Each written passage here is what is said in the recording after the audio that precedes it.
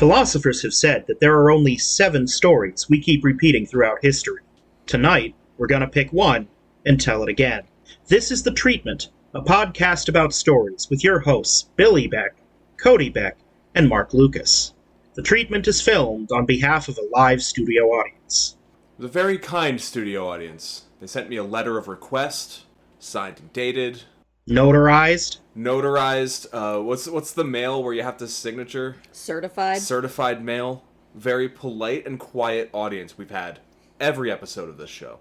It would be perfect if one of the cats meowed really loudly right now. No, they hate us though. So Mark, last time out, we wrote and directed and shot and released on Paramount Plus, The 100 Yards War, a sports comedy retelling of Joan of Arc. Have the reviews come in yet? They have, and boy, have I got a good one from Time Magazine. Ooh. Surprisingly, improbably, The 100 Yards War is the year's funniest movie. It is very much like the team itself. No serious threat at first, but finally, tough to beat. A perfect 10 out of 10 from Time Magazine. God damn.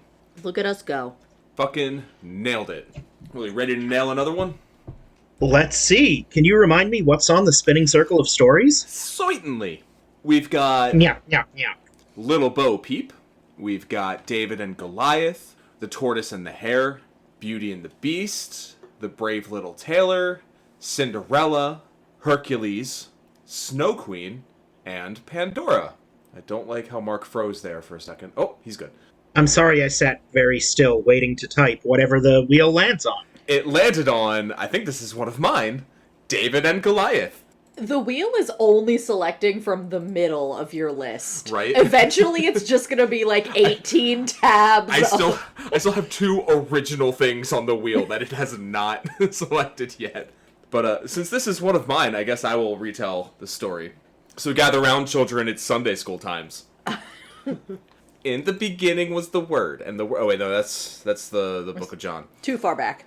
No, that's later. That's way later. So David and Goliath, this was in was it the Kingdom of Israel? Did they have a king yet? Because it wasn't David. It was King, It was under the judges, I believe. This is still under the judges? Thank you, Mark. Old Testament times. David was chosen by Samuel? God? Am I confusing some stories here? Do you want the former pastor to tell the story? Hey, listen. 20 years ago, I was in Thailand teaching Bible, and I'm accidentally telling the wrong story. So God told David that he needs to help the Israelites fight the Canaanites, I believe. And they go to battle, and the Israelites are told, send us your strongest and fight Goliath, and he's this big monster, Andre the Giant motherfucker. And they select, or God selects David to fight, and David pulls 5 stones from a river and uses his sling, and the first shot hits Goliath square on the forehead, knocks him out, clean unconscious. Everyone celebrates the end. I have the Wikipedia here. I'm so mad that we did sports movie last week. Goliath was a Philistine giant. Philistine. My apologies. His height varies as either 6'9" or 9'9". He was ultimately defeated by the young shepherd David. The narrative signified King Saul's unfitness to rule, as Saul himself should have fought. Okay, so there was a king, and it did start with an S, and it was Saul. Former pastor, do you have anything to add? Too much to actually say. There's a lot going on with this story. I didn't want to, completely overblow it, because there's a former pastor and a former pastor's son on this podcast. We could get real in the weeds if we want to. So, what do we want to do with this story, then? If we didn't just do a sports comedy. I think if you suggested it, I would shoot it down anyway, because that's a little bit too... It's a little on the nose, yeah. Yeah. Like most sports movies are David and Goliath stories. I was gonna say, it's such a narrative in sports movies that they literally call it, the David and Goliath trope. Exactly. It's way too easy for us. It's hard, because it's, more an archetype than a story. At this point, yeah. So, do we want to actually retell the story, or do we want to fucking archetype the shit out of this? I was gonna say, I feel like our options here are do go for historical accuracy, or find a setting that hasn't been done before. I am hesitant to do historical accuracy with religious texts. Right. Which is totally fair. That's kind of where we landed with Joan of Arc as well. I was going to say, I feel like we're having the same conversation we did with Joan of Arc last week. Don't worry, I won't edit it out this time either. Like, I want to say, like, somewhere in the corporate world doing this, but then you just have, what was that movie where You've Got Mail, where she runs, like, a little bookshop, and then, like, Barnes & Noble moves in? Like, that's been done before. Or, like, every John Grisham novel. Not everyone, but yeah. How about... I'm kind of thinking of a Guys and Dolls direction. Like a Gangland Chicago type mobster guy, and like a Salvation Army missionary type. A little pajama game-y. Or like, are you talking about like a crime thing? Like, the small town person brings down the crime family? Is that what you're thinking? Basically, yeah. So like a less corporate greed Aaron Brockovich? I think we're all throwing around movies that the other two haven't seen. I haven't seen Aaron Brockovich either. It's just a real thing that happened. I've seen Guys and Dolls on stage, but it's been a while. I was in Guys and Dolls on a stage. Fuck, it was even were. longer. That's right. That was before we met. Yeah, in another life. But is that an avenue we want to go down? Okay. Wait, I just had an idea. I love when Cody has ideas. Me too. Villain origin stories are really in right now. Goliath origins. Do we want to do an origin where we're setting up this monster villain? But in the sense of, like, it's not clear who he is until... Like, if we could do a twist where everyone thinks he's the protagonist, and then in the end you're like, oh shit, he's the bad guy the whole time. Okay. Yeah, there's something there. You could, like, Goliath's rise through the Philistine or whatever ranks. I still don't want to go real. Yeah, that's why I said or whatever. Like, the Philistine equivalent ranks. Yeah. I know we said no sports, but if it were a boxing story, like, maybe he's bullied as a child for being so big, and he gets out his rage punching, and no one wants to box him because he's so big, and then he finds other heavyweights to fight, and it's becomes the champion, and then, like, it ends with David with his boxing glove with sling written on it, and the other says 5 pebbles. I don't know. It's kind of like you mentioned Andre the Giant. It's kind of like his Fezzik's backstory in Princess Bride. Carnival strongman. Yeah, carny culture. I think that's an interesting setting. You get some real, for lack of a better term, freaks in there.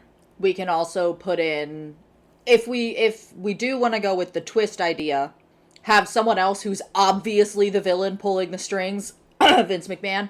He would be the ringmaster. Yeah, the ringmaster. Yeah. No, that was Stone Cold Steve Austin. Chili McFreeze. Chili McFreeze. So be cool with circus as a setting? I can't think of anything better. Yeah, because I feel like boxing is too close to sports, too close to Rocky. Yeah. We don't want to do historical or historical accuracy, plus I feel like it would run a little close to King Arthur. Mm-hmm. Yeah, I'm cool with, like, traveling circus circa late 19th, early 20th century. Like, yeah. Freaks era. Yeah. Freaks who made that movie? Doesn't matter. Like Dumbo era. Yeah. Yeah. Okay, so who's going to play the racist crows? We'll get T.J. Miller. We'll get... Unrelated, I want to say how proud I am that Dumbo is on Disney Plus and that they didn't edit out the racist crows. Do they put the racist character thing at the beginning? Like the disclaimer? Yeah. Yeah. I think that's the way to do it. I appreciate that, because it's admitting, like, hey, yeah, we were fucking wrong back then, and we understand that now, but we're also not going to edit and pretend like we were right. However, Fantasia is also on Disney Plus with the disclaimer. They edited out the racist centaurs, but did not edit out the racist mushrooms. It's been so long since I've seen Fantasia. The original Fantasia, I do not remember. So we are now being sensitive to racism against the African American community, but not the Asians. Never the Asians. Also, you still can't see Song of the South. Yep. I mean, apparently the animation segments are really good, and I kind of want to see it just because of that. Yeah. And also because Disney wants me very much not to ever see it. Yeah, it's one of those things where the content has changed the technical achievements of that film, which sucks for the people who worked hard animating that. But anyway. Good thing we're in the modern era where people don't scrap completed films for no reason, like tax write-offs. So, before we really get on our soapboxes, we're trying to turn Goliath into a circus strongman. Mm-hmm. And here's something that's sticking in my craw. Okay. He's the villain, right? Like, that's the twist at the end, that he's the Goliath, that Goliath is the bad guy. Mm-hmm. I feel like we need to have an answer for who's our David, and why is he the good guy? I don't know if it's necessarily the twist is that Goliath's the bad guy. I was thinking more it's just his perspective leading up to I think that. it's more like, you know, that I think it's a Jim Croce song, You Don't Mess with Jim. Mm-hmm. And then at the end of the song it's You Don't Mess with Slim. Mm-hmm. It's kind of like that. It's like basically like Goliath just gets replaced. In this realm, I think it could be as simple as Goliath just gets replaced. It's kind of a rise and fall. What if it's the David is a different circus? Like Goliath is just like some small time family circus, but he is their big by the second act he's the big draw, he's the big strong man lifting the barbells and doing the stunts and everything. Mm-hmm. But then, Barnum comes to town with Tiny Tim. Or Tom Thumb. Tom Thumb was his name. And that would be the David, is he may be smaller in stature, but the publicity machine behind him. Mm-hmm. What if instead, I'm thinking, and I need to look up a little bit more about this so that I can have more to say, but what if instead of another circus, it's a tent revival? To put it in Simpsons terms, Bill, Brother Faith's thing, Yeah. when Bart becomes a faith healer, something like that. A charismatic preacher.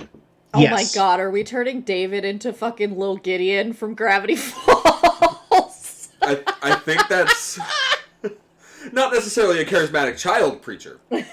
But yeah, there's something there. Because I was going to say, it's kind of funny that you're associating with yours with Barnum, associating Barnum with the Jesus side.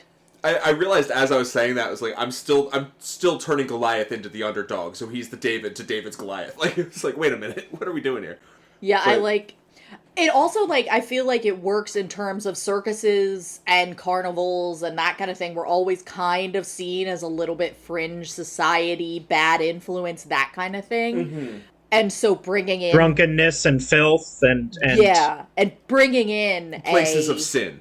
a tent revival, a preacher, something like that. I think we just have to be a little careful about, like, towing the line where we're not, like, going a little too hard into the religion is good, everything else bad. Oh, that's not a line I've towed before for most of my life. I think we can do it, and I think we can do it in an interesting way. My thought on that is to prevent it from being like a solid religion is bad take, having our characters in the circus still possibly even be men of faith and make it clear that this tent revival is kind of a con. Like, they're taking in all this money, but that money is not necessarily going towards feeding the poor, housing the homeless. See, I'm thinking of it the other way around. I'm going to just straight up take the Simpsons character name. I want our brother Faith to be the small, meek David who is a good guy. But we also have... And Goliath doesn't recognize that he's in the shit. I think... Go ahead. I was just going to say, I think it could also work because part of the David and Goliath story is the fact that King Saul is corrupt. So maybe the fact that the mechanism around David is kind of just as bad as what's around Goliath, but David is the real deal in a way that Goliath isn't, might be... In that case, I would kind of want David to be a child preacher who's sincere. Yeah. And really believes everything he's saying. And he doesn't see the mechanism around him that he's shown some things that the money they're raising is going towards, but he doesn't see how much, his father or handler or whoever is pocketing. Yeah. And funding. I don't want him to be a child, but let's split the difference and make him, like, young. Yeah. Yeah. He doesn't Like have to be 17. 10. Yeah. Fresh off the turnip truck. Naive, not young. Yes. Yeah. He still has the glimmer of youth, which is also, I think at that point, our Goliath should be starting to fall into maybe middle age. Or if not literally falling into middle age, just starting to come over that crest of, like, fame and where your body starts falling apart from doing your stunts. Yeah, so he would be, like, late 20s in that era. Maybe, yeah, I was going to say maybe even, like, mid-20s in that era. Okay. So I think we need to set up what the end conflict is going to be. And then we can back up to the beginning and work up to it. Normally, I know we like to start it with the opening and then move to the end, because that's how stories work. Yeah. But we kind of have to memento this one. I'm fine with that. I think what I see as the final conflict is not literally a physical conflict between the two of them. I think Goliath should... What I see happening is carnival attendance dwindling to the point that there's, like, no one at the show. Goliath storms out to the revival and calls out David while he's in the middle of a sermon. He's like, you think you're better than me? You think that you're more powerful? You think that you're speaking for truth and goodness and whatever? Well, look at all this dirty money. Like, look at what your dad has X, this happened here, this person, whatever, calling out the sins of the machine. And David kind of just, like, faces him down. And he's essentially defeated through the fact that he realizes, like, this kid isn't going to be changed the way that I was by the machine. Yeah, I'm definitely feeling a public confrontation needs to be the climax here. Yeah.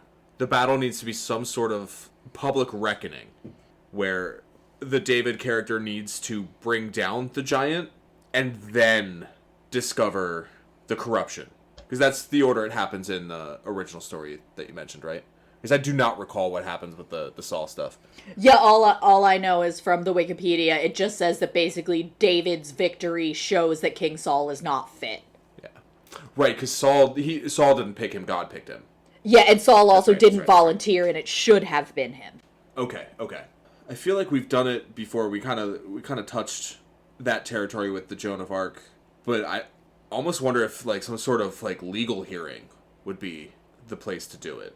I just don't know how we would get there. Maybe not. I mean, it could be something like maybe Goliath does actually brutalize Saul, the Saul character, and get arrested for it, and David speaks on his behalf at whatever the criminal proceeding is, and that's the point where Goliath is like, oh shit, this kid is the real deal. See, I'm thinking of hewing closer to the structure in the text of because originally the concept is we've got a big army over here and a big army over there, and we should be going to war and killing each other. But since our armies are mostly evenly matched, let's each pick one champion and let that be, so that we don't all have to die, only, like, one of us. Yeah. Yeah. So I'm thinking that the bigger conflict is between the groups and not the individuals. Yeah. It's between the circus and the tent folk, Yeah. not between the Goliath and the David. Sure. Yeah, no, that makes a lot of sense. There's only enough interest in this town for one thing at a time. Let's figure out who stays and who goes. Yeah. And I feel like there can be escalating tensions between the tent folk and the carnival. It's funny because they're both tents, but... Yeah. The revival folk, like, free the elephants, and the circus folk, like, put whoopee cushions in the pews at the tent. Like, I don't know where I still want our David to be unquestionably good. Yeah. Like, I want him above board the entire way through. Yeah, and I think that's like an interesting spin we could take too, especially if, like, characters assume that he's not, and just we don't throw that twist at the audience. Like, no, he's the real deal. He's the whole shebang. Yeah. He believes what he says. Like Yeah. that would be like a good, like, I guess, anti-twist. Yeah.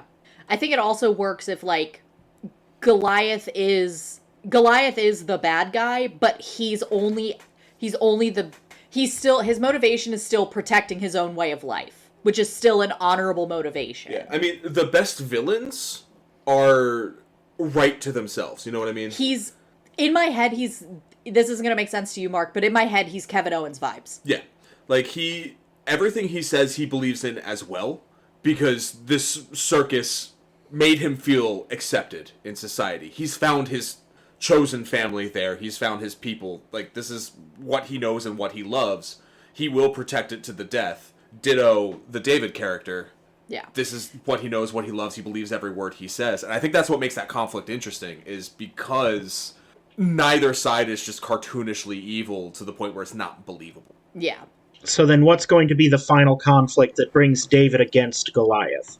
What's the thing that both these groups decide one of us stays and one of us goes? I want it to be... I'm thinking...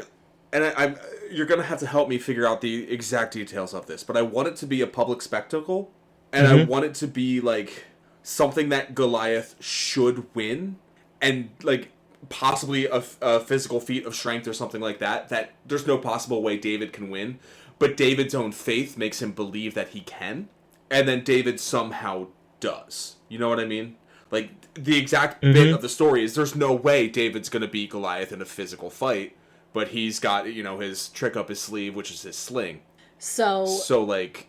There is a book series. It is called... The first book in the series is called Three Dark Crowns, and it is a world where princesses are born in triplets, and there are 3 types of magic in the universe. There's poison magic, there's plant magic, and then there's elemental magic. And there's, like, the stronger type of magic, etc., whatever. It's fine. So... when the princesses all turn 18, there's basically a vote between the people that live on the island, and all 3 of the princesses have to demonstrate their magic to show how powerful they are, and then people on the island vote, and whoever is voted queen survives. She has to kill her siblings, and then they're tossed into a vat of dead queens. So, the reason I bring that up is because... they have, part of the way that they demonstrate their prowess and their power is they have different things that are set up to the strengths of each of them. So, like, the poisoner has to eat through a feast of poisoned food. The elemental person creates a storm out of nothing. The wild magic, animal magic, whatever, controls her familiar through a crowd of people, etc. But, in the book, 2 of them are frauds. The poisoner is not actually a poisoner, and so the food is not poisoned at all. And then the other magic person is, the wild magic person is not actually wild magic. She has no magic. So she ends up, her bear is being controlled by her best friend, and that bear goes on a rampage and kills a bunch of people, and tears through the poisoner's feast, so they have to kill all the people that saw the poisoner's feast because they started eating the poisoned food and realizing it wasn't poisoned. I go through that long-ass explanation to say there could be something that's set up and is designed in a way where David is designed to fail, but because of his own power, he's the only one that has the actual power. You know what I mean? Yeah. You lost me about 40 minutes ago. I know you can't read, Mark. I'm sorry. I'm thinking, like, the 2 thoughts I had were, like, either whoever, all right, they vote, the strongman and the preacher are gonna do a feat, and whoever does it better or gets all the votes, their, you know, community gets to stay in town. One thought I had was whoever can move this boulder out of this ravine or something like that, and the strongman, you know, picks it up and gets it, like, 15 feet, but David comes up with a set of pulleys or something, and that's not against the rules and wins, mirroring the sling and pebbles.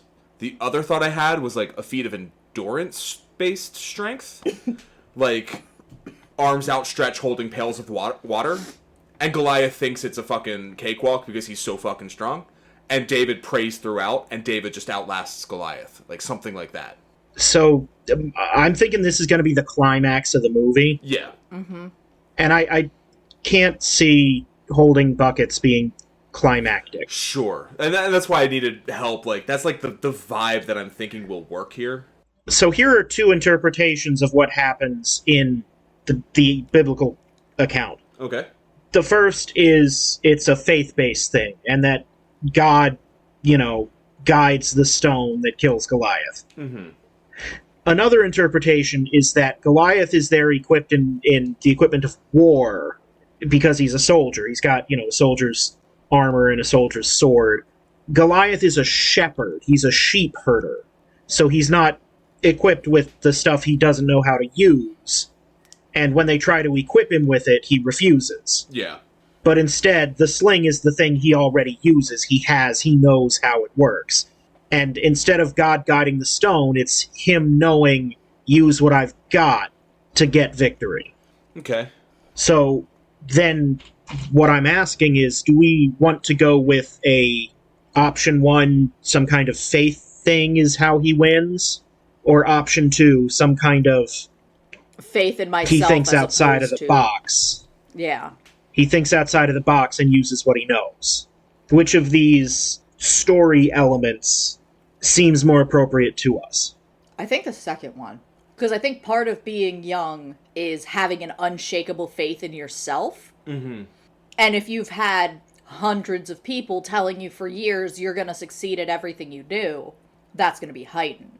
And I think that pairs well with the theme of, Goliath being on the flagging end of his power and career versus David being on the up-and-coming swing. Yeah. And because we've kind of set up that the stakes are who stays in this town for all the people, it needs to be something that all the people would be there to see and watch. I mean, if we're already doing carny shit, do we just want to do a wrestling match? I mean... Because that was, and we're going to get a little pro wrestling here for you, Mark, that was a big thing in the carny days of the sport, where, yes, it was still predetermined, but to sell it, they would have the wrestlers just let anyone from the crowd challenge them. And they would, actually wrestle them and defeat them. And then, you'd have your big match between the two guys who have predetermined who's going to win and what they're going to do, and then they, give the crowd a show. So that could be part of his act, is that he wrestles someone from the crowd. Yeah. And maybe the climax is he wrestles David and loses.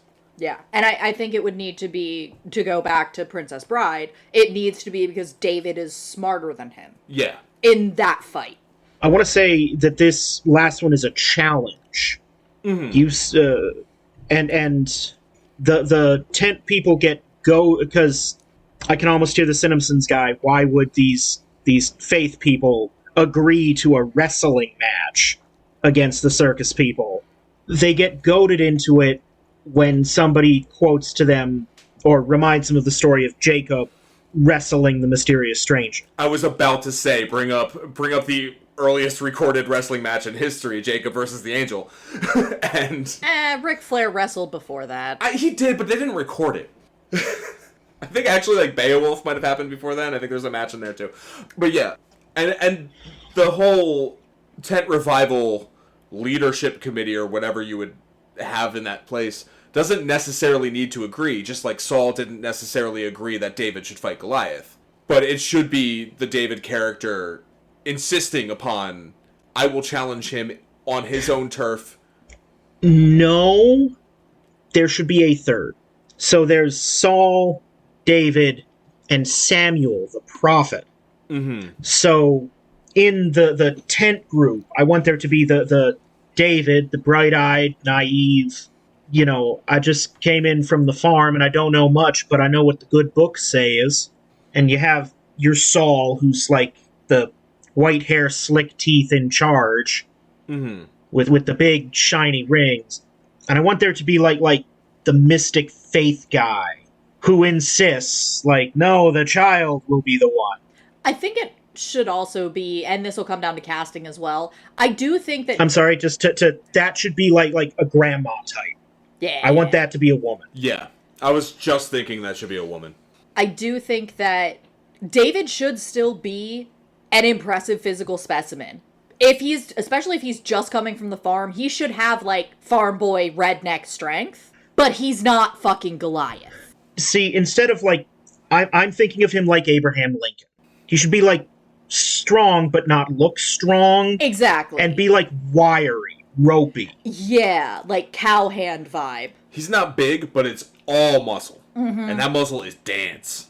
Like, fucking, what's his face from Grapes of Wrath? Jode? Yes. Like Tom Jode. Yes. He doesn't look strong, but he will kill a motherfucker, literally. He has and will again. Yeah. Okay, so now that it's a wrestling match. Now that we have that, I think that we can now rewind to the beginning so that we can tell how Goliath gets to that point. I don't think we necessarily need to go the whole... I don't want to start with his childhood. That can get sprinkled in later. I think it should start with him showing up and basically the person who's... The Vince McMahon running the fucking carnival just gets dollar signs in his eyes because he sees what this kid is going to do. Yeah. I was thinking Act 1 is him joining the carnival, the circus, and getting to town and his, like, kind of rise to prominence within that scene. Mm-hmm. And, like, in that act, we'll meet the other freaks and weirdos. We'll have the bearded lady. We'll have the little people. We'll have, you know, the mermaid with the monkey with the fishtail tied to it. And, you know, all the... Yes. The things that you have. The talking elephants and the racist crows. Act 2 would then be building that conflict with the tent revival. So, like, right at the end of Act 1 is when that tent revival shows up. And that's where we see how the revival affects the people in the town, how the people in the circus are reacting to their arrival. And that's where we can even have some minor conflicts start to spring up, build up that, like, war theme without, you know, an actual war. Yeah. And then the third act would be the build and resolution of that final climactic wrestling match. Something small character-wise I think we should do is there should be a situation in Act 1 where Goliath can save someone. Like, they're putting up, they're setting down in this town and, like, the central pole of the tent or something cracks and he catches it and prevents somebody from getting crushed.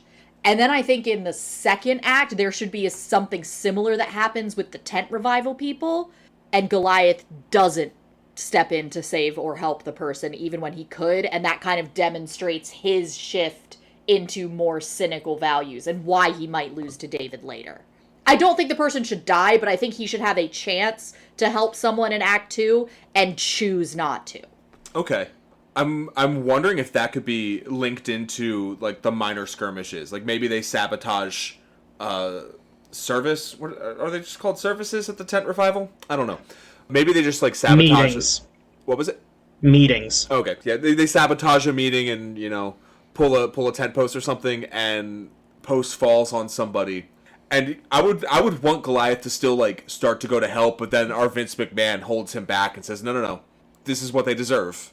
Or even they see everything collapse and they think everything's fine and they find out later somebody died or somebody got seriously injured. Yeah, like somebody's in the hospital, lost a leg, something like that. He goes to help, their Vince McMahon stops him. What do we think about the line, let their God help them? Yes. Yes, absolutely. Perfect. And because I think, I like this idea, but having the same, it's too samey if it's the same thing. Mm-hmm. So what if the Act 1 thing where he does help is a lion acts up, like a new lion acts up and injures the lion tamer, and he, like, pries its jaws open to save the tamer's life? I was just thinking something with an animal. I know we just settled on this, but the other thought I had is, what if it is the tent revival twice? He actually helps someone when they're initially setting up, and then the second time, he doesn't. I kind of prefer doing something with an animal, because I would want that to happen before the tent revival is even introduced. That would be his, like, save the cat moment, you know? Yeah. Except he's not. He's hurting the cat. Yeah, but he's saving, you know, the human in the cat. It's the same thing. One other thing that's coming to me is for his background. I don't want him to be a full-on orphan, but I'm thinking of Huck Finn. Parents just kind of don't care. Well, in the beginning of Huck Finn, he's being raised by that church lady. Oh, yeah. And then his mean, nasty, drunk daddy shows up and demands to take custody of him.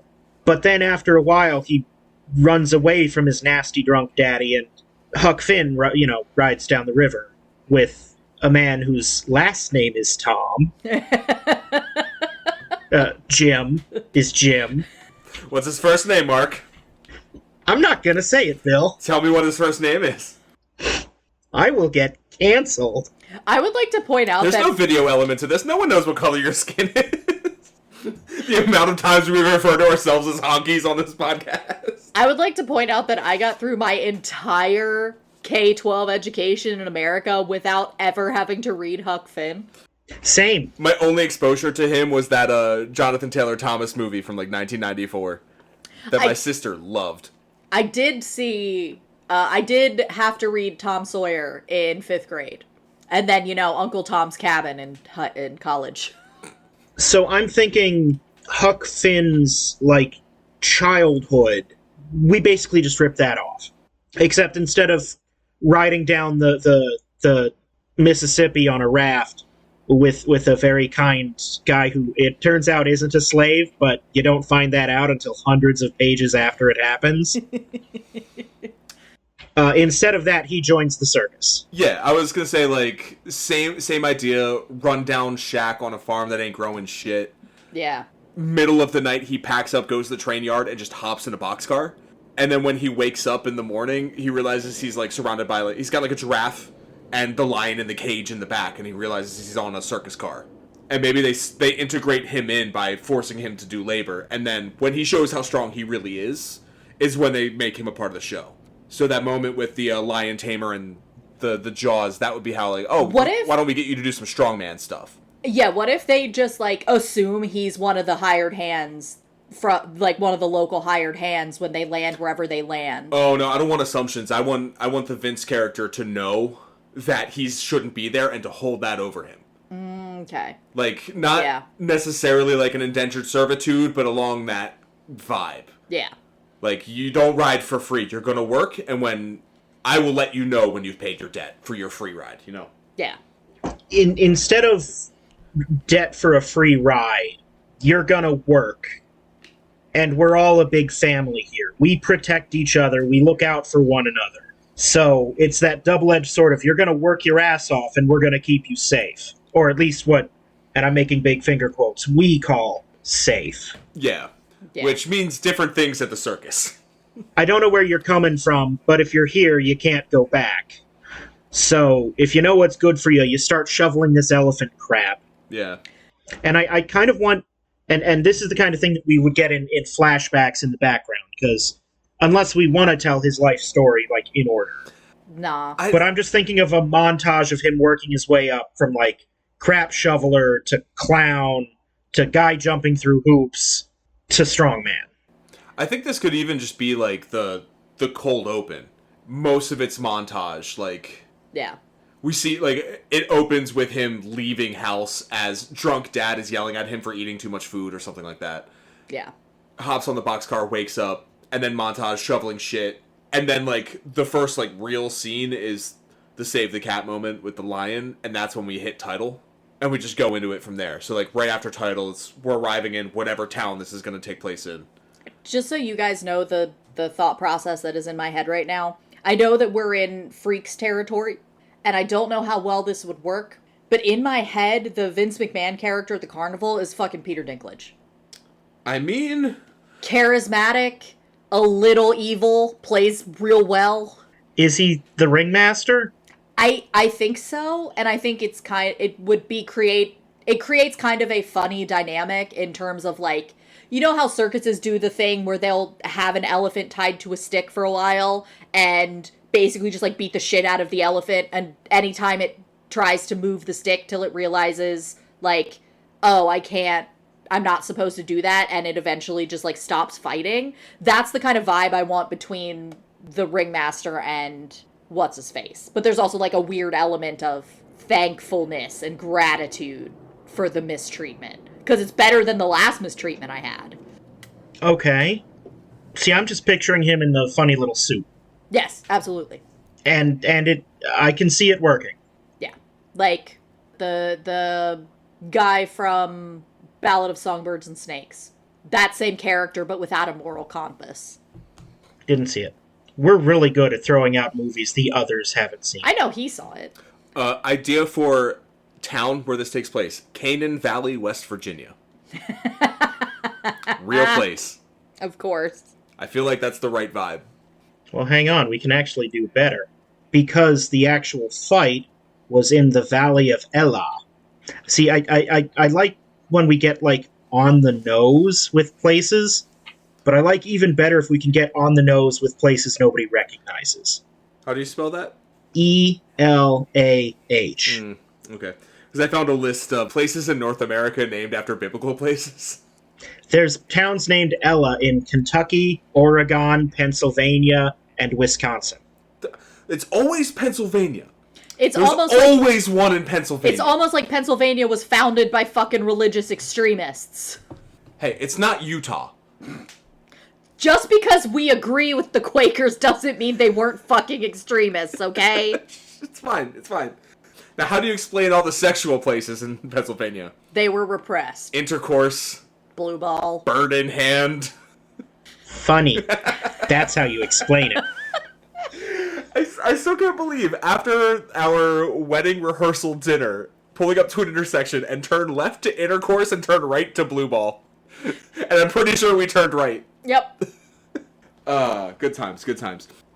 So it's not spelled the same. It's spelled like the woman's name.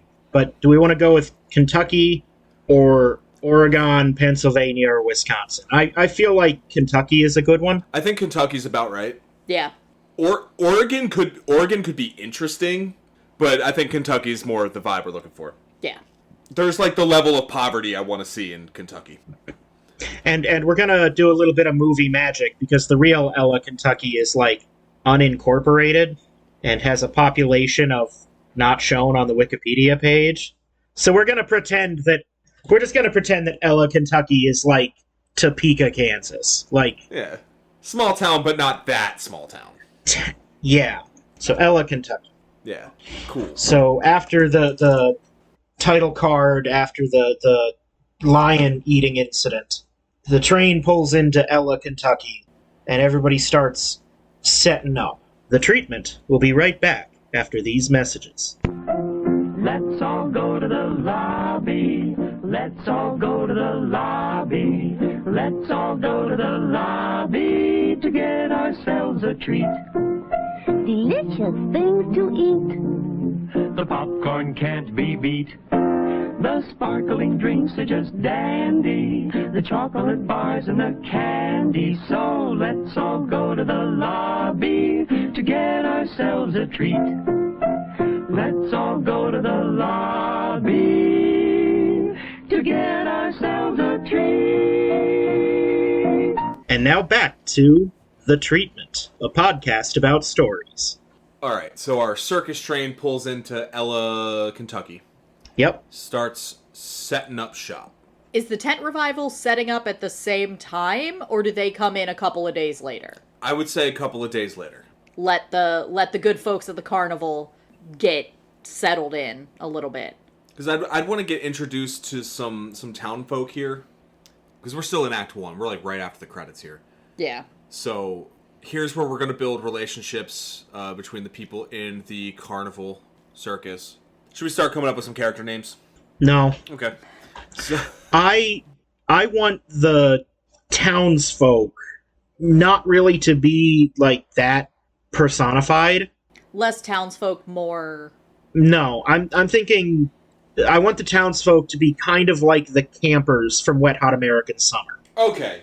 Like they're there. But you don't meet any of them and you don't get to know them. You don't meet any of them, you don't get to know them, you don't really care, except for the nerds, but we're not talking about the nerds. Yeah.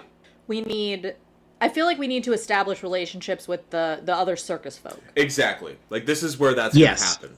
Yeah. But I do think that we might err a little into Greatest Showman territory, so I don't want to do, like, full cast of freaks, you know? Yeah. Thank God I haven't seen that. I also haven't seen it. I just know the bearded lady has a song, so... So, a Peter Dinklage type ringmaster, he's going to be our Goliath's father figure. Yeah. I would want, like, either not necessarily a romantic partner or foil for him, but I would want a confidant. Yeah. So someone he's close to, and that could either be the bearded lady or maybe the lion tamer. I was thinking we've got a prophet on the tent revival side. What if we've got a, and I'm sorry, I keep leaning on wrestling metaphors, Mark. What about a like mankind type confidant for him? Like a little wild, a little woo woo. I'm thinking the Lion Tamer. Yeah. Because you got to be a little fucked up in the head to want to do that every day. Yeah. I'm sorry, I'm having a couple of audio issues. The what? The Lion Tamer that he rescues. See, I'm thinking the Beast Boy. Okay. He's like, yeah, he's like the little uncivilized child raised among, badgers.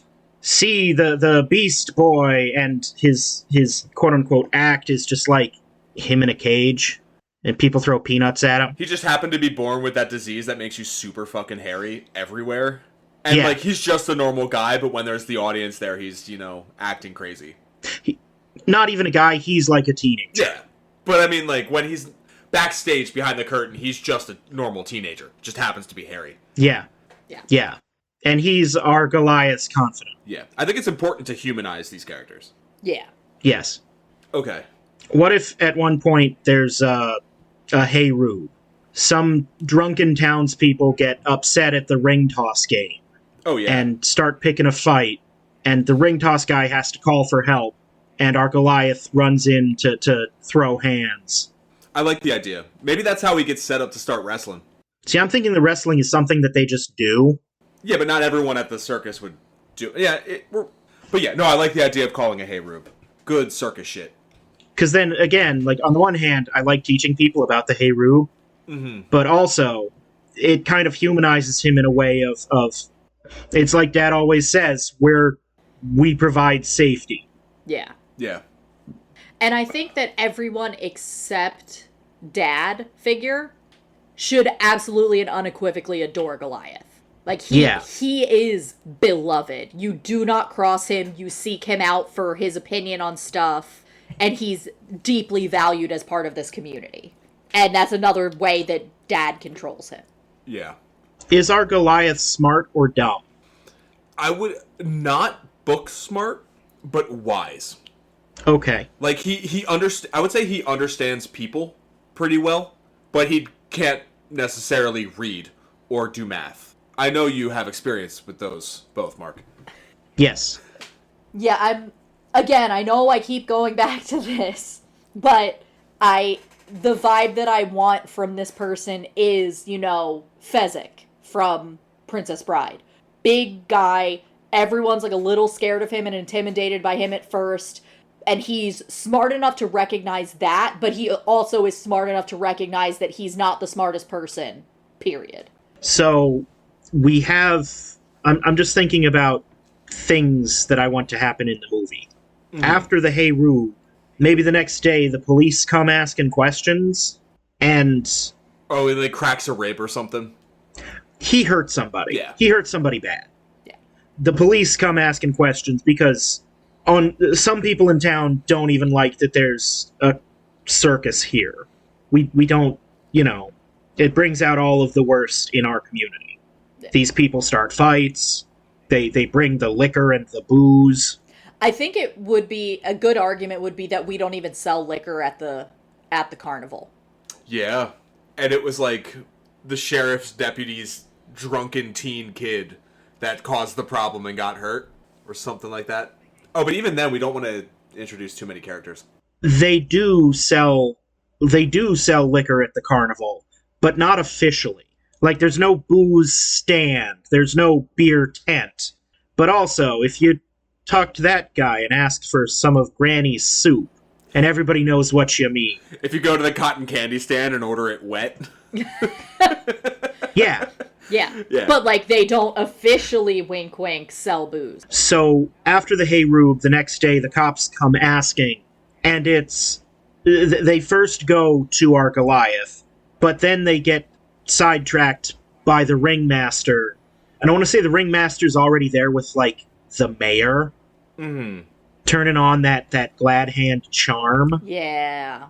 Gentlemen, what seems to be the trouble? Some rabble-rousers from town trying to disturb the peaceful fabric of our entertainments. I think that what I want is the Saul character to speak very similarly to the ringmaster. Yeah. Yeah. Like, I feel like both societies, communities need to, like, have mirrors. Because I think that's, like, kind of what we want to not focus on, but highlight. Yeah. So is this when the revival starts?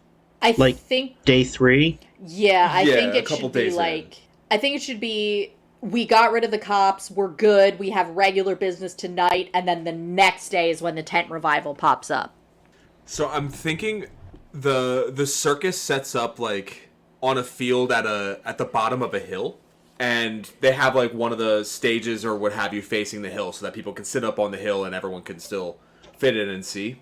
Yeah. And the tent sets up at the top of the hill. I like that. So, like, they're setting up one morning for the day circus, and they look up and they see what's going on up there. Yeah. Maybe they even send Goliath up to, ask around and see what they're doing. And when he gets up there, somebody asks him to help, and not knowing what's going on. Hey, can you hold this a sec? Yeah, sure, what's going on? You look like a strong young man. Can you lift up this spar? Yeah, and that's how he figures out. Maybe he overhears a conversation with the David and Saul. That's where we first get introduced to those characters. I also think that Goliath should see a lot of Beast Boy in Saul.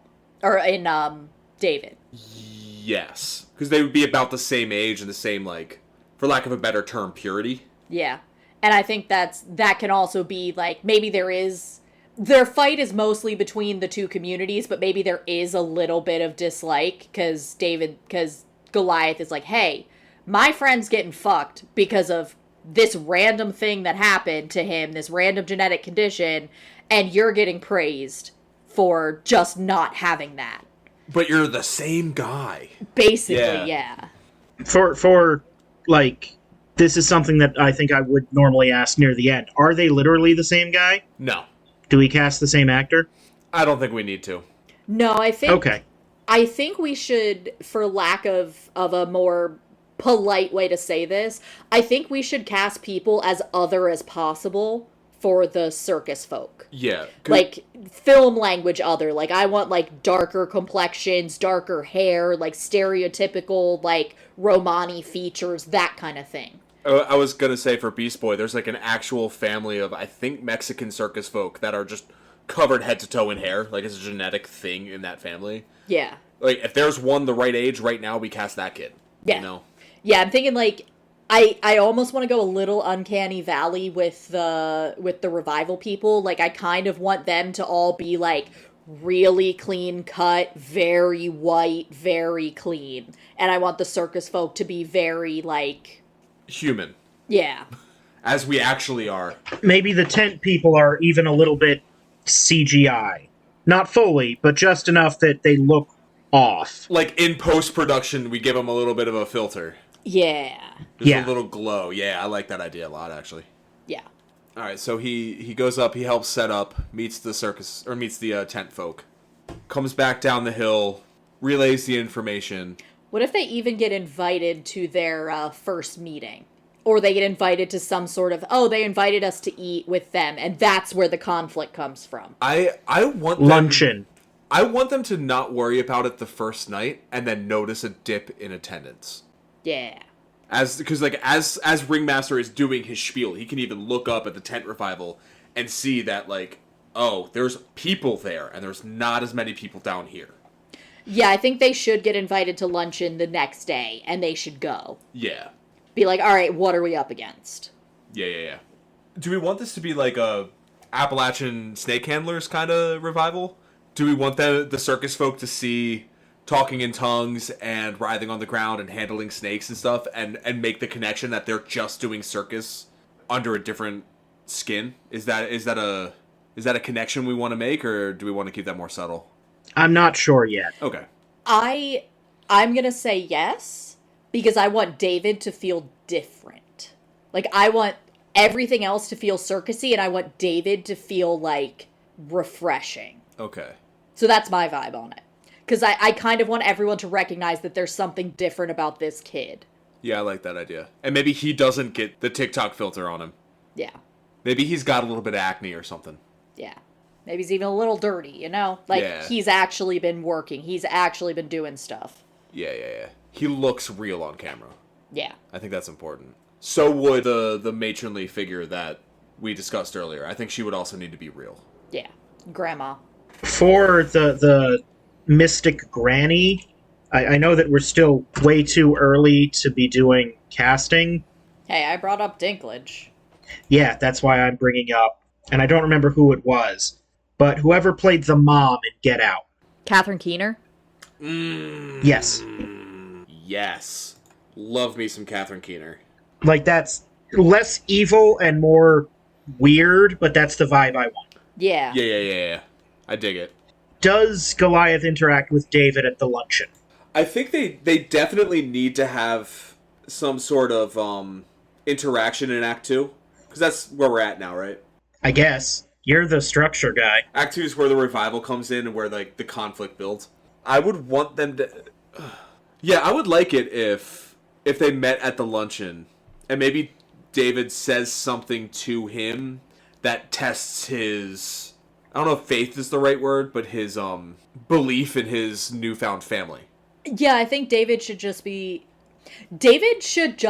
unshakably kind. Mm-hmm. And I think that the rest of the tent revival people should be like that fake church nice that's a little fragile. But David is just like genuine and open and interested in talking to everyone. And I think that Goliath should see that. Yeah. I want there to be a moment where David and Goliath do literally break bread together. Yes, absolutely. That just be a little nod. Yeah, I think... Definitely the ringmaster and the slick preacher leader meet and maybe even discuss business. There's just like that like sense of ice that happens when business people are doing business things. Mm-hmm. They would be like uncomfortably friendly towards each other and then immediately shit talk each other when they're not looking. Yes. But yeah, I would love a scene where David breaks bread with Goliath in the second act there. Where they meet for the first time, probably about the midpoint of the movie. Yeah. And maybe David is just so kind and just asking questions about what life is like because he's genuinely curious. Yeah. And I feel like he has to say something that would like trigger something in the Goliath character to let him know that maybe something's not quite right with the ringmaster. Like just like not intentionally planting a seed of doubt. Yeah. But the way that honesty like will saying, sometimes pierce a defense. Exactly.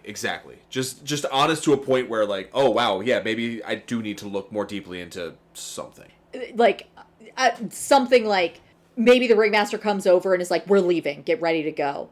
And just like walks away, and David is just like, "Oh, is that your father?" Like, "Oh, that's kind of just something like, oh, that's kind of rude," or "My father would never talk to me like that," or something like that.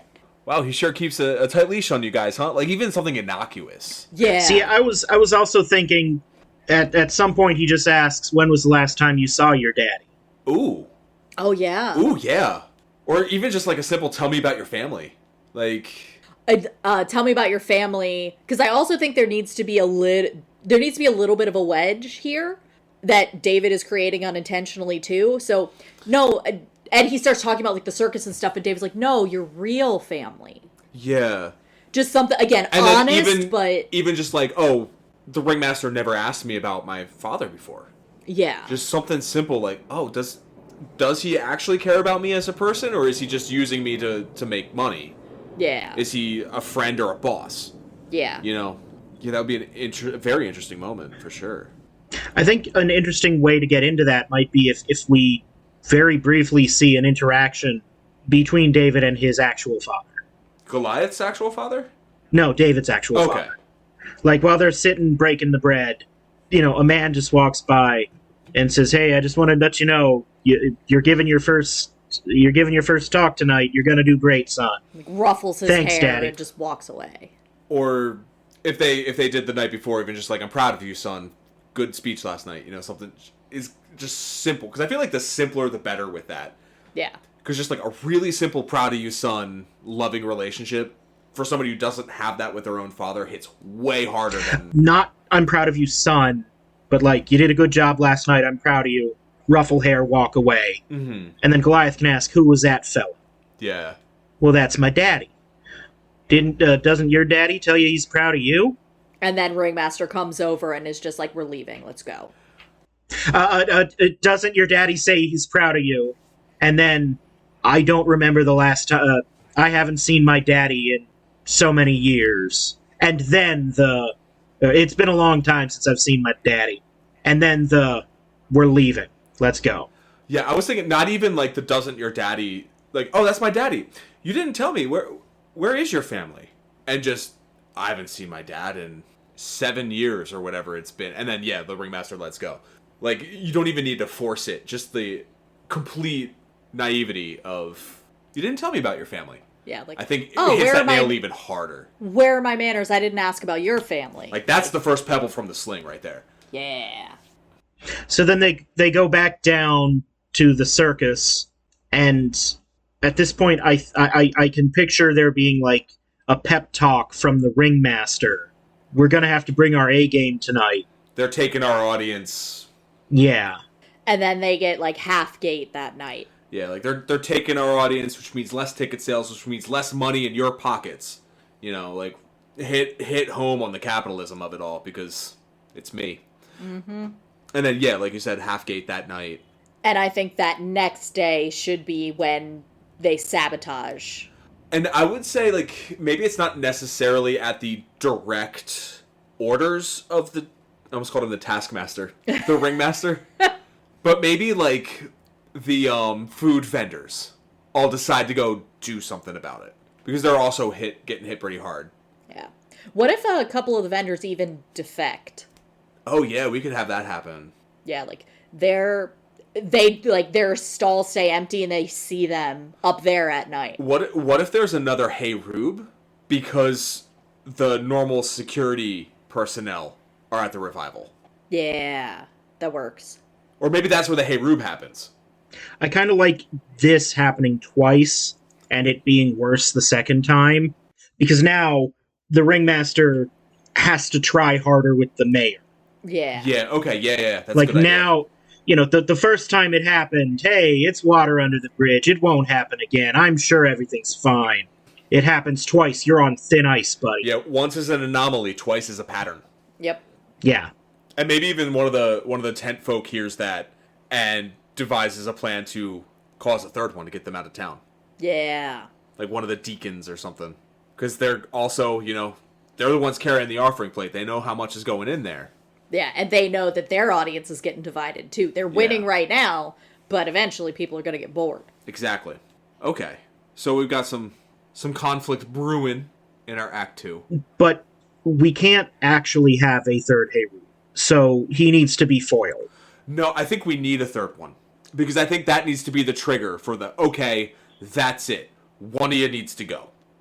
Like, there's a third one, but it's very clear that it was the tent folk that caused it deliberately. I think it needs to be obvious that it is a tent folk, and I think that Goliath needs to go a little hard. Like, here's one I know you two have both seen. Grapes of Wrath.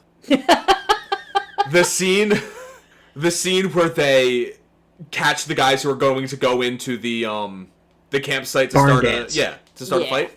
Like, a scene like that, where it's very clear that these are tent guys coming in to start shit, and it just barely gets stifled before it becomes an actual problem, and then they go to the mayor. So it's not a third full that's Hey Rube, but that's what I'm okay. Yeah, that's what I'm saying. Like, we can't actually have a third full Hey Rube, because that's not like the inciting incident. That's get the hell out of our town. Yeah. I think that our Goliath character in the third Hey Rube, it should be clear that he could seriously damage, like, obviously he's part of the security, whatever. It should be clear that he could damage this person, and he chooses not to. Like, he even tells the guy, like, I could and I should snap your arm right now, but I'm not going to. Yes. And then throws him. Yeah, and I think that when we get to the going to the mayor, that guy should be, like, bandaged up and, like, banged up. there with somebody from the tent, and it's basically the mayor being like, y'all need to get this sorted out between yourselves. Idea.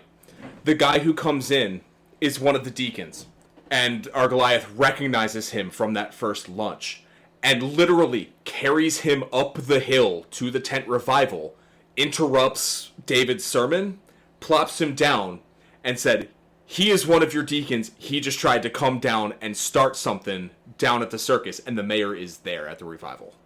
Oh, yeah. And just, we need to settle this. What do we do? Yes. And I think it should be clear that people...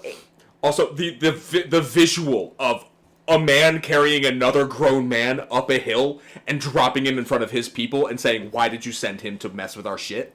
And I think that can be a shock for David. And I think it should be clear that everyone is looking to David and not Saul, and Saul should be made uncomfortable by that. Because he realizes he's losing control. Here's a line of dialogue, and before Bill added what he said, it fit really well with the what Cody said about like I could kill you, but I won't, and then he throws him. Yeah. Get the hell out of here. That's what we're trying to do. Oh, that is good. I mean, we can keep that. Like, yeah. You need to get the hell out of here. Well, we're trying to get the hell out of here, gesturing to the circus. And that's what he's it. like. Under the arm, up the hill we go. Yes. That's a good line. Okay. That's a good line. We got to keep that line. Yeah. And so that's when they decide to do the wrestling match. Like, maybe at the revival, like, the mayor and Saul and the ringmaster followed up, and they're all arguing how to settle this. And we see in the background the grandma whispering in David's ear, and he steps up and says, we'll have a match. I see you have a wrestling ring down there. You get your strongest in that ring, we'll get our strongest in that ring, and we'll wrestle for the town. No. No? Okay. I want the idea of it to be a wrestling match. So first off, Goliath carries the deacon up, plops him down. This is one of yours. He's trying to start a fight down in our midway. Try and keep a better handle on these. And then I want the discussion of, like, the challenge to happen, like, the next day. Okay. Maybe in City Hall, where it's just the mayor, the ringmaster, and Saul, and...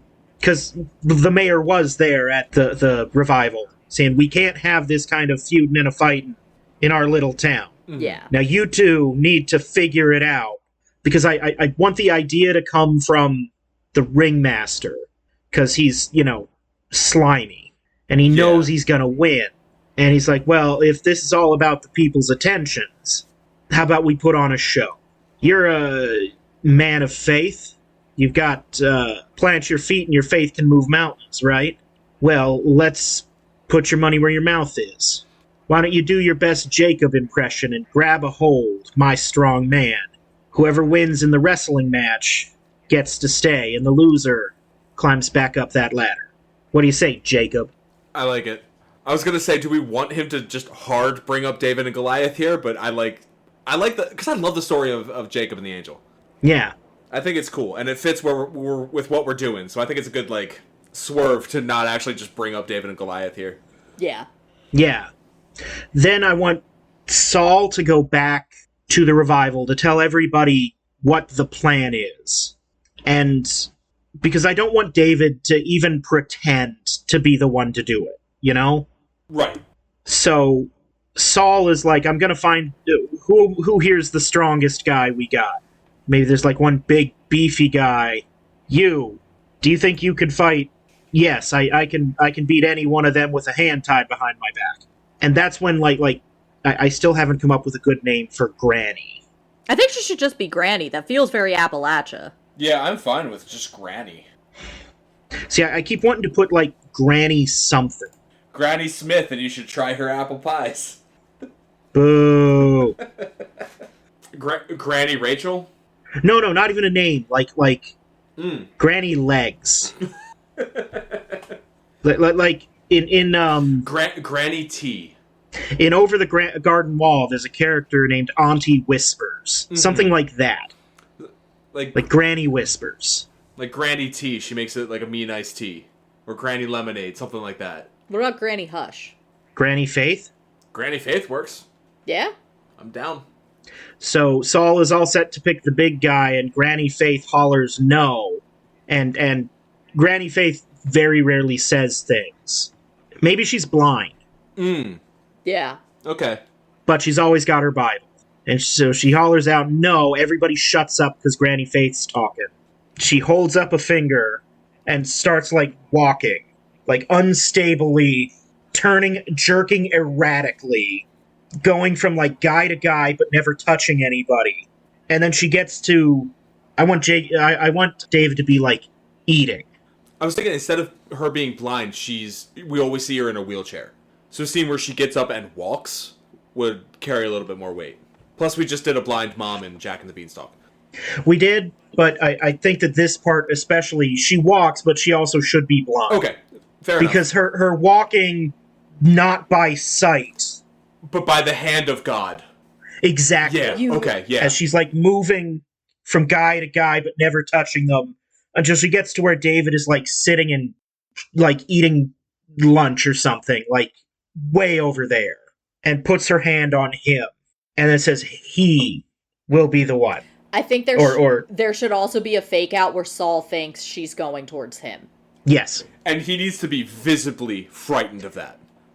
He's first. When she stands up from her wheelchair, it looks like she's making a beeline for him. And he gets, like, visibly afraid when she turns at the last minute and goes to, like, 3 or 4 other guys before finally landing on David. Yeah. Cool. I like it. So Granny Faith says we're going to go with David. And then I think we just kind of fade to black or hard cut to The fight? the circus, where just, I think, a little bit of fun as he gathers everybody together and says that, you know, we're going to solve this problem once and for all. Tonight, there's going to be a wrestling match to decide if we stay or they do. And I want it to be a little bit fun because they first think that he means he's going to be wrestling. Because if we've got Peter Dinklage, oh, yeah, that's a that good would point. be funny. That's a very good point. So maybe somebody like Beast Boy or the Bearded Lady, somebody says, but boss, he's like 3 times your size. How are you going to fight him? Not me, ya nitwit. Not me, ya horsewhipper. Some kind of old-timey nincompoopery. Yeah. I didn't say I had to be the one to fight. And then he just kind of turns to Goliath. I feel like he would just shrug and be like, yeah, I get it. All right, and then we'd build towards the climactic he battle. turns... Oh, good. Just because we're making this is a little bit... There hasn't been a lot of really funny parts to this movie. So this is kind of like a funny scene. Yeah. So after he's like 3 times your size, not me, you widget. I'm gonna pick a champion. And our champion is gonna be... And he just points. Everybody gasps. The camera turns. And there's like a really fat lady. Oh, like the... And then everybody's like, no, Bertha, can you move aside a sec, please? Him. He's the fighter. Oh, yeah, that makes more sense. Yeah. Because we haven't had a lot of, like, comic relief. Yeah. And there should be... If there's a circus, there should be some. This doesn't feel tonally a comedy to me. It feels more like a... Drama doesn't feel like the right word either, but drama is kind of what it would have to be. But yeah, we would have lighthearted scenes like that for sure. Not many, just enough to, like, ease some of the tension some places. Exactly. We've got clowns. We haven't even mentioned clowns this whole time. We'd have interstitials of circus moments where people are enjoying themselves, including our audience. Yeah. So then it's time for the big fight. Mm-hmm. And I want the fight to be in the circus. Yeah, because they got the ring. Yeah. And it would be the era-appropriate wrestling ring on the ground, regular ropes, pretty loose, pretty wide. This is where we would hire actual wrestling bookers to book the match, because I'm not one of those. We'll get Rey Mysterio in there, and we'll get like Paul White in there, and we'll have them, figure out what they're doing. I can see your eyes glaze over from here, Mark. What is it about David that makes him win. But when they bring him out, I kind of feel like there should be a little bit of laughter from the crowd, and I even feel like Saul kind of cursing quietly that Granny Whisper's gonna get us kicked out of town. That crazy old broad. He won't stay down. I was gonna say, so to date, the day we recorded this, last night on SmackDown, was a last woman standing match for the Women's WWE Championship between Tiffany Stratton and Nia Jax. Tiffany Stratton is a former gymnast, and she's like 5'2", athletic but skinny. And Nia Jax is like 6'1" and like 300 pounds. Big woman, strong woman. And Tiffany won mostly by just not staying down. In the end, she pushed Nia off the edge of the apron and through 2 tables, and she couldn't get up. But basically... She's 5'7", for the record. Nia is? No. Tiffany is? Yes. She's that tall? Yes. No shit. But what I would say is David refuses to stay down. And I would say our Goliath would, give him the business, like, on the ground and, like, go close to him. Like, dude, just stay down. I don't want to hurt you, Give him that stuff. But also make it clear that this isn't a predetermined wrestling match. Because that's not what we're going for. Yeah. And I think he just doesn't have I think our Goliath doesn't have the stamina. Yeah. David just basically outlasts him. He keeps getting up. Goliath can't keep him down. The Homer Simpson boxing defense. Bingo. Or, again, going to Game of Thrones, the fucking Pedro Pascal versus the Mountain fight. Keep mentioning movies we haven't seen. It's not a movie! I want to rewind for just a moment and point out that I absolutely love how Bill acknowledged my eyes glazing over and then kept going. That wasn't for you. With the wrestling stuff. You have to remember that some people will listen to this.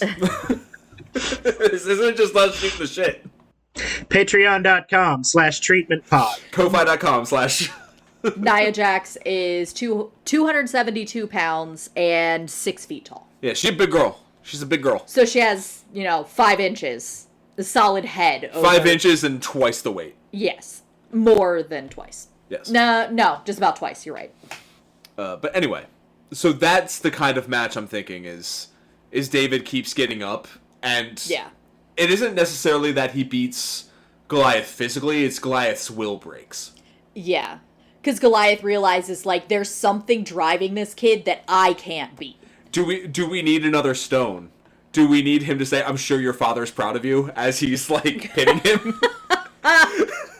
No. Are they going to have a conversation during the match, that gets real? Is that something we want to approach, or do we want to just let it be? I think yes. Yeah. I think they should, every time he thinks he's down and he thinks he's won, David just keeps getting up and he's like, I can't fail my family. And Goliath is like, I can't fail my family. And David's like, but they're not your family. They're the only family I got. Yeah. I think the rules of this match will have to be a last man standing match just for the drama of it. Yeah. Yeah. So it ends with an exhausted Goliath on the mat. Can't answer the referee's 10 count. Is the referee the mayor? Nah, referee should be... Sheriff's deputy? Sheriff. Yeah. And then I'm kind of picturing the Grand Theft Auto Wasted, except not wasted and not shaking, but the camera above pulling out. Yeah. Fade to white. Yeah. He finishes the count, bell rings, crowd noises fade to white. And then I think fade in on later on the next day, on the train out of Ella, Kentucky. I'm thinking at the station, because I want David and Goliath to have one final beat, one final respect moment. Goliath isn't leaving the circus, but they've earned each other's respect. I'm thinking we get that in a letter a day or two later. Okay. I have a completely different thought. Okay. My thought is, as they're packing up the circus, the ringmaster is, berating everyone because he's mad that he lost. And I think that I want Goliath to break the tent pole. The main big top. Basically just, break it in half and be like, you are the reason we lost. we support one another. You have never supported us. I like that beat. I think that beat needs to happen, yeah. Like, the ringmaster is crashing out, and then just quietly you just hear this crack as Goliath is, like, shattering his illusions, and literally the fucking big top of the circus, of the carnival. Yeah. But I also don't want him to leave the carnival. There's a circus. I don't think he's leaving. No, but, like, there's that moment of the power dynamic changing. Yeah. Where the ringmaster isn't a father in the sense of authority anymore. Yeah. But I still want him to have that found family, because I know how you guys know how much I appreciate found family. Yeah. I think the ringmaster should accept that, like, he's riding with them to the next town, and then that's it. No, he's still part of the circus, because, like, he still has his family there. No, the ringmaster. The ringmaster's out. I see what you're saying. Yeah, the ringmaster realizes he can't control everyone anymore, because everyone is on Goliath's side, even though Goliath lost. Yeah. And then we can have the letter moment, like you said, with David. Maybe, so does the ringmaster leave the circus? Yeah. I don't know if we need to... Does Goliath become the new ringmaster? I don't know if we need to specify any of this. Yeah. I think we just need to leave it at the power dynamic has shifted, and kind of leave it open in the air as what's going to happen in the next town. Yeah. See, I think we do need to specify it, and here's why. I think that's the button in the letter that David sends to Goliath. As you're growing into your new position as ringleader. That's part of why I'm writing. Okay. Because it's two leaders writing to one another. Yes. Because David has realized the corruption. Yeah, maybe he follows up that, like, the Saul character has also left the revival. As we are growing into our new leadership responsibilities together, I'd like if we could be friends. Yeah. Goliath isn't the new ringleader. It's Beast Boy. Yeah.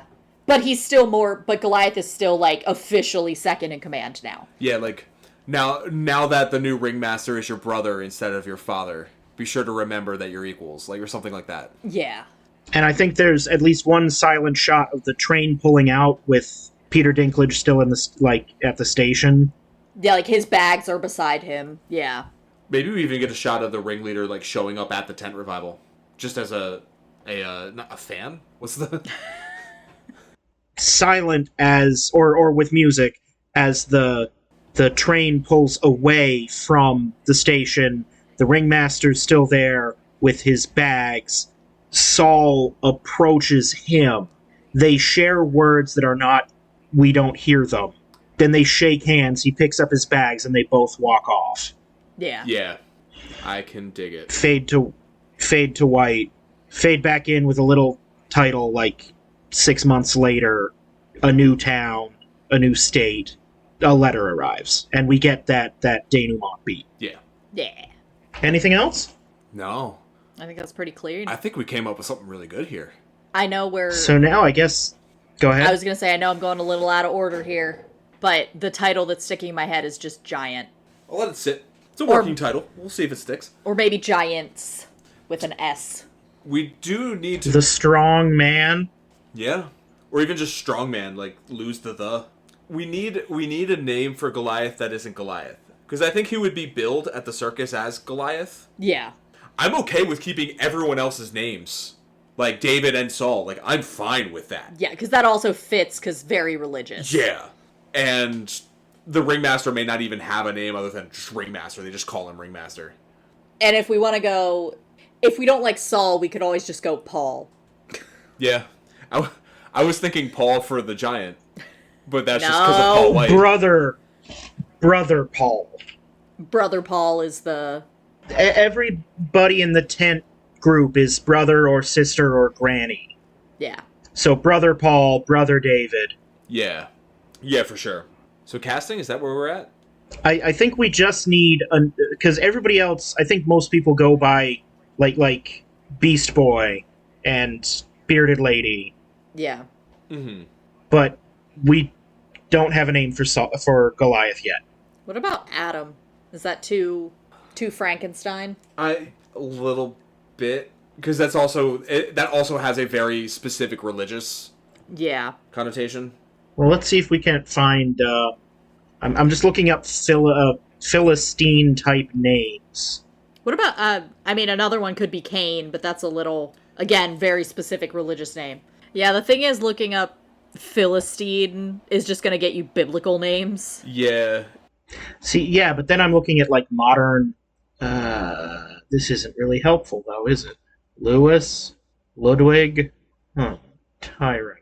Argus Tails. Argus? means giant, comes from Greek mythology. Bran. Dennis? So according to the Wikipedia section on Goliath's name, the original meaning of the name would be Lion Man. So like a Leo? Oh, Yeah, I like Leo. Yeah, I like Leo. And also, it's going to be The thing extra with the funny lion, with the yeah. lion early. And he could be even billed as Leo the Goliath or something like that. Yeah, I like that. The modern day Goliath. Yeah. So, casting. Yes. I have a list of large male actors.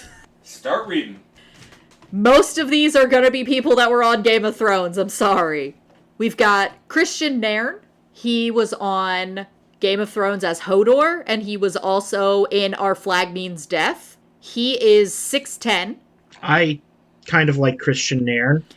We've got Christopher, I don't know how to pronounce his last name, but it's Hivju.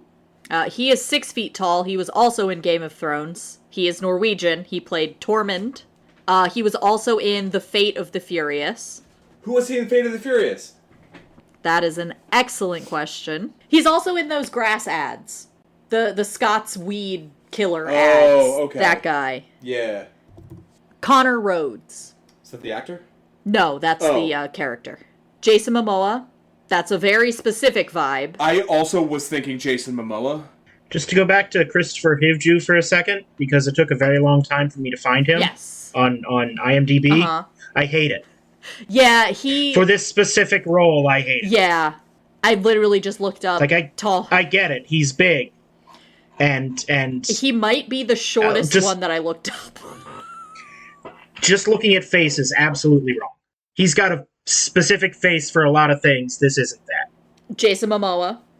Conan Stevens. He's more of a stunt guy, but he has been in a bunch of stuff. And it's Conan. He is actually a former professional wrestler. He is 7 feet tall.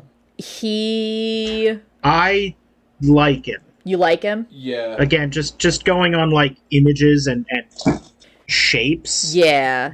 I like him. Because I was going to say, like, we should look into actual, like, pro wrestlers. You know what? Yeah. I'm going to say no to Conan Stevens. Okay. Specifically because he was in the 2014 period drama tragedy biography, Son of God. Ah.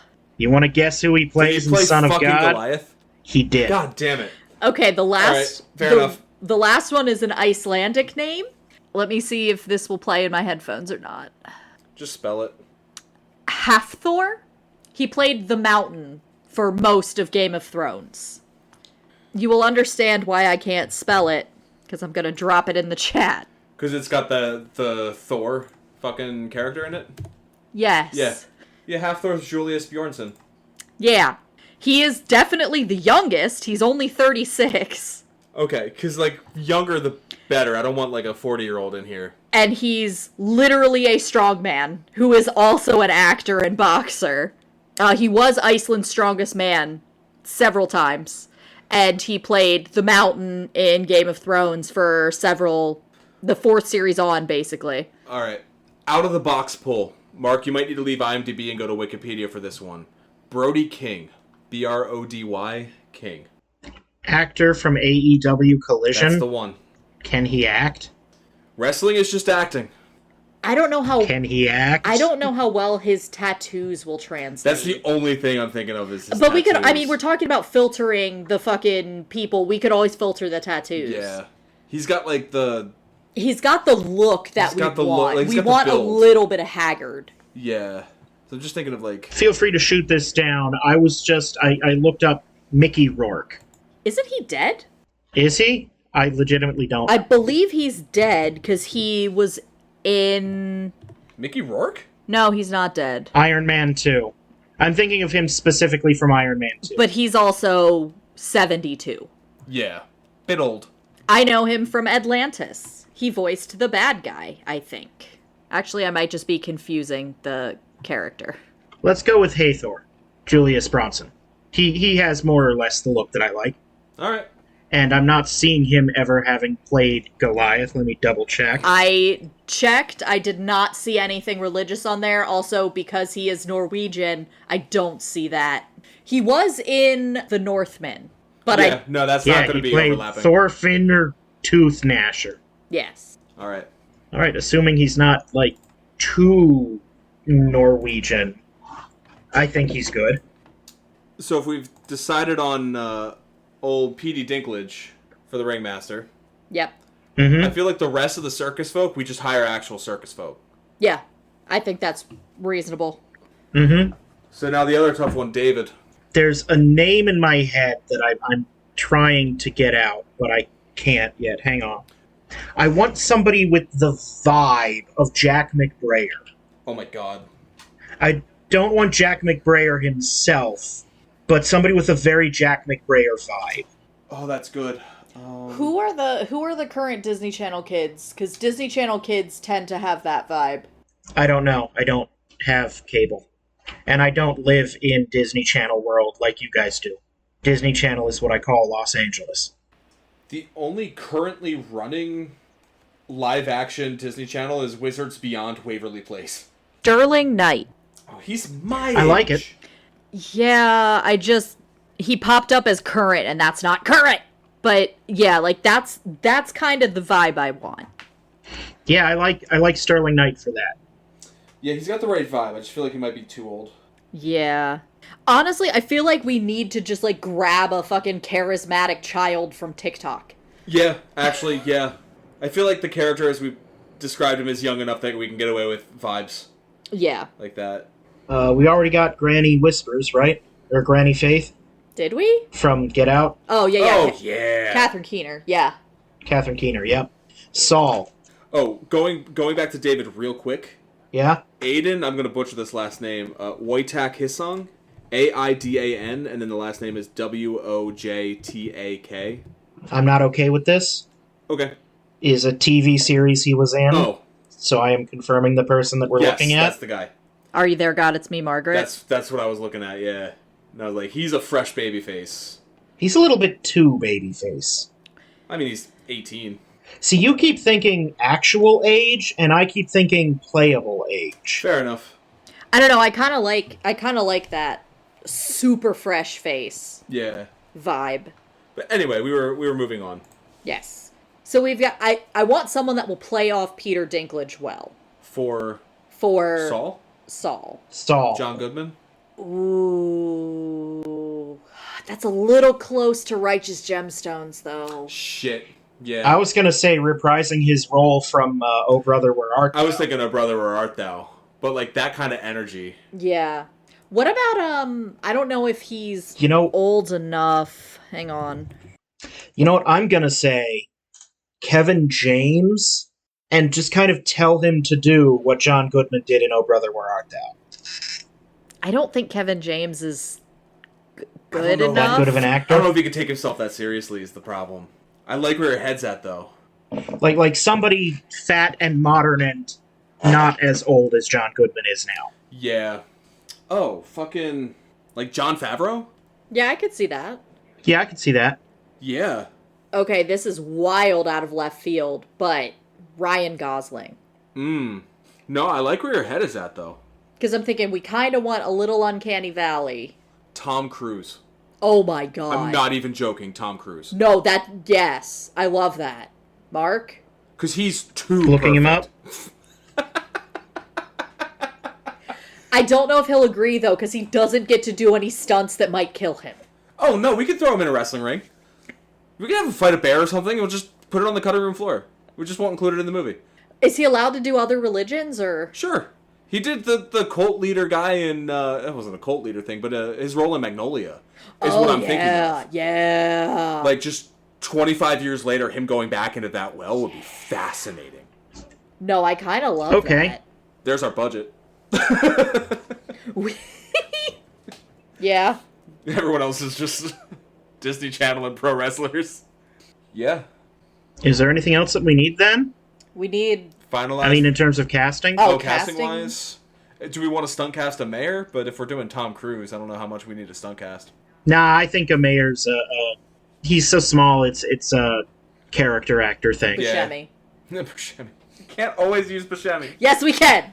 We can always use Buscemi. Danny DeVito. No, I think that's... Hang on, I can... Oh, you know what? Unironically, Seth MacFarlane. For the mayor? For the mayor. Yeah, Sure. I'm okay with that. We have a title. Strongman. Yeah. It's got multiple meanings, too, because it could be Saul as well. It could be the Taskmaster. Could be Ringleader. David. God damn it! And I think naturally, the poster just flows from there. It's an old-timey circus poster of Strongman. Yeah. I think the strongman weight, though, I think one side should be a circus big top and one side should be the tent revival. I think this is one where you do a series of posters for the different characters. Yeah. But they're all in that Yeah. style, like, come see the Strong Man. Come see Granny Apples in the Strong Man, you know? Yeah. And does this get a tagline? A clash for the ages. I think just, like, the generic circus motif is enough. Yeah. Ladies, gentlemen, and children of all ages. Yeah. I know that's a circus thing. Feels like a spring release to me. Okay. Spring release, you Yeah, think? it feels Easter. spring. Fuck off. That wasn't what I was thinking, but yeah, actually, Easter release is fine. That kind of spring break. Yeah. Okay. Now, all we have to do is tattoo this across our naked torsos and run the Los Angeles Marathon so that we can get the interest of at least one producer. Oh. We'll get the interest of many producers. Just maybe not for the script. And if this goes according to plan, you can see Strongman in theaters this Easter. This has been The Treatment, a podcast about stories, and we've been your hosts, Mark Lucas, Billy Beck? And Cody Beck. and we'll see you at the movies.